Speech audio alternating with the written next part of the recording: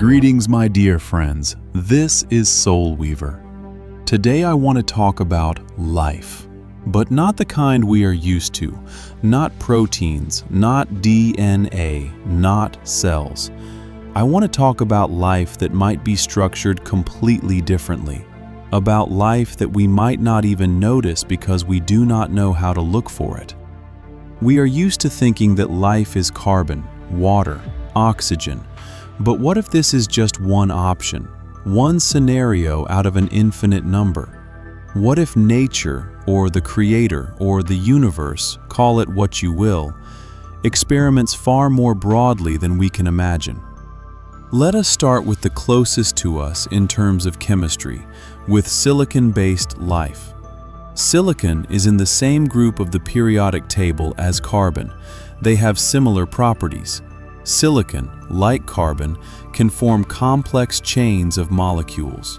Theoretically, it could become the basis for a completely different form of life.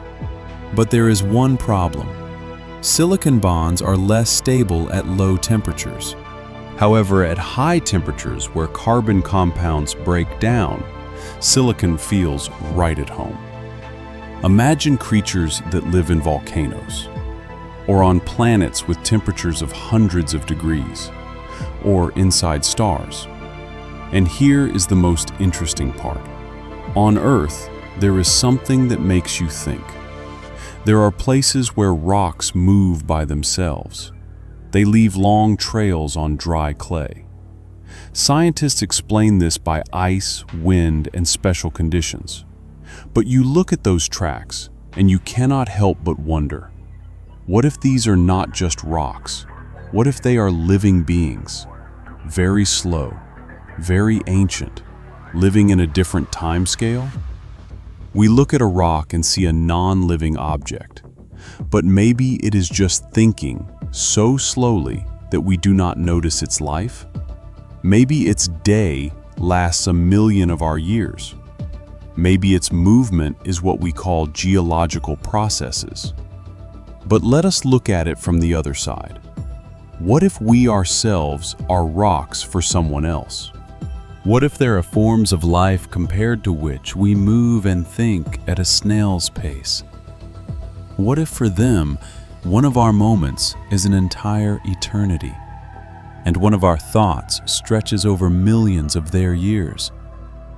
Imagine a being that lives on a timescale where our second lasts a century. For it, we are like mountains, motionless, silent, almost unchanging. We can be born, grow, age, and die, and for it, that is just a slight movement of air. It would not even notice we were here. And what if such beings are already watching us, looking at our cities, our wars, our loves, and seeing only the slow flow of geological processes? For them, our history is layers of sedimentary rock. Our civilizations are crystals that grow and crumble over billions of their seconds. There is a strange comfort in this. We search for intelligent brothers in space. We tune radio telescopes, wait for signals, analyze data, and they, perhaps, are already here. They just live in a different time. So different that we cannot even imagine their speed or their slowness. Maybe we pass through them every day. Maybe we breathe them like air. Maybe they are what we call emptiness, randomness, silence.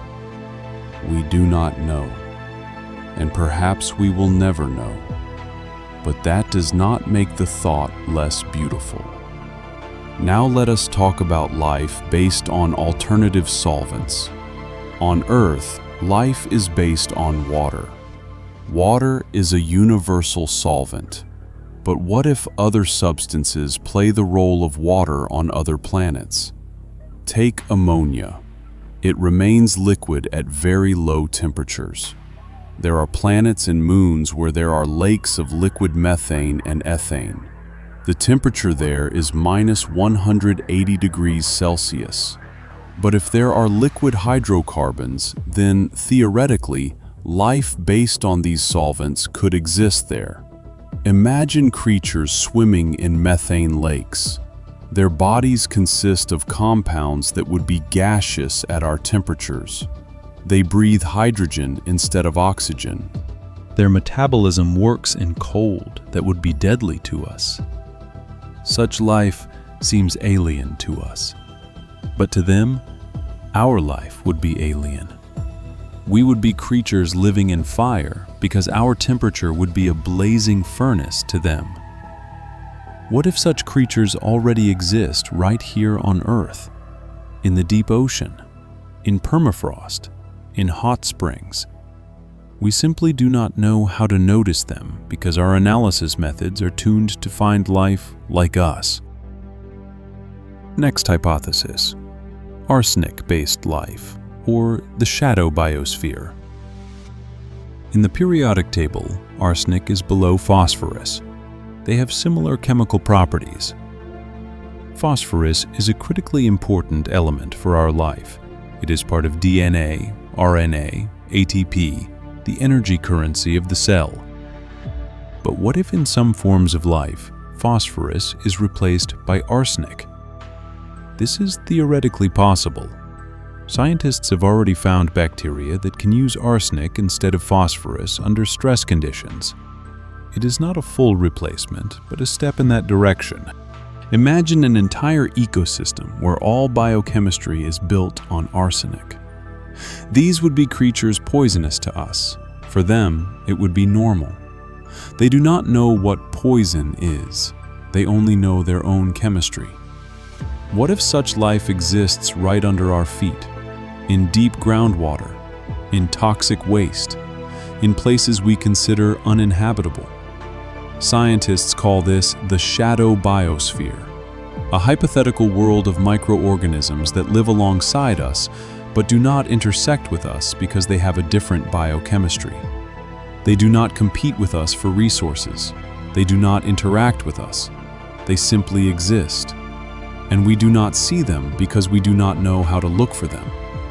Our analysis methods are tuned to find carbon-based life. We look for DNA. We look for proteins. We culture bacteria in nutrient media. But what if the shadow biosphere has no DNA? What if they have a different genetic code? What if they do not grow in our petri dishes? Then they could be everywhere. In the soil, in the air, in the ocean, in our own bodies. And we would never find them because we are not looking for them. Now let us move to the most exotic hypothesis, to plasma-based life. Plasma is the fourth state of matter: solid, liquid, gas, and plasma. Plasma is ionized gas. Stars are made of plasma. Lightning is plasma. The northern lights are plasma. And if plasma can be alive, if there are beings of light and fire, then perhaps these are the ones the ancients spoke of as beings of a higher order, those who have freed themselves from coarse matter and become pure consciousness, those whom the ancients called angels? What if there are beings made of pure energy? They have no solid body, they have no liquid organs. They are clusters of plasma capable of self-organization, energy exchange, reproduction. This reminds us of angels. In religious texts, angels are often described as beings of light and fire. They have no flesh, they have no bones. They are spirits, energy. What if angels are not fiction? What if they are descriptions of real beings that live in different conditions? In the atmosphere of stars, in interstellar space, in the upper layers of our own atmosphere. Scientists have observed plasma spheres in laboratories that exhibit behavior resembling life. They grow, they divide, they exchange energy. It is not proof, but it is a hint. Imagine a being that lives on the sun. For it, a temperature of 6,000 degrees is room temperature. For it, nuclear reactions are food. It is not afraid of solar flares. It feeds on them. We look at the sun and see a ball of fire, but maybe it is a densely populated world? A world inhabited by beings invisible to us because we are looking with the wrong eyes? And here's what I think. We are searching for life in the universe. We look at Mars, at Europa, at Enceladus. We look for water. We look for organic compounds. We look for life like us. But what if we are looking in the wrong places? What if life exists right here on Earth in forms we do not recognize? What if life exists on the sun in the form of plasma beings? What if life exists in rocks that we consider non-living? We are limited by our perception. We see only what we are used to. We consider only what resembles us to be life. But the universe may be far more inventive. Maybe our form of life, carbon-based, water-based, is just one of millions of options. Maybe there are silicon civilizations that live for millions of years and consider us fleeting butterflies. Maybe there are beings of liquid methane who do not even suspect our existence. Maybe there are angels made of plasma watching us right now. I do not know. I have not been to the sun. I have not met living rocks. But I know that the universe is larger than our imagination, and life is likely larger than our definition. We are searching for intelligent brothers, but maybe they are already here, just not in the form we expect. And now, listen to the silence between these words. Have you ever felt it? A slight dizziness from the thought that you are looking at the world and seeing only a small part of it. That around you, life you do not notice, in rocks, in fire, in cold, in emptiness. You are not the only form of life. You are not the only way to be alive. You are one of millions of options, perhaps the most fragile, perhaps the shortest, but no less valuable. Look at a rock. It is motionless. It is silent. It does not breathe. But perhaps it simply lives in a different time. Its breath is the movement of tectonic plates. Its thought is the growth of crystals.